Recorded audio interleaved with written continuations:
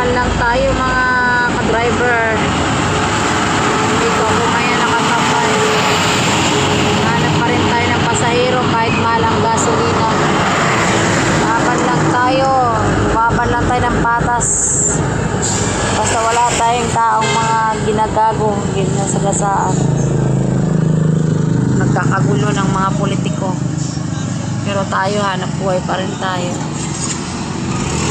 Ayan, ako nandito ngayon ay naghintay ng pasahero.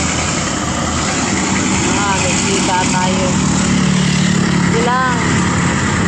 Ay, awa din ng Panginoon. Matapos itong crisis natin.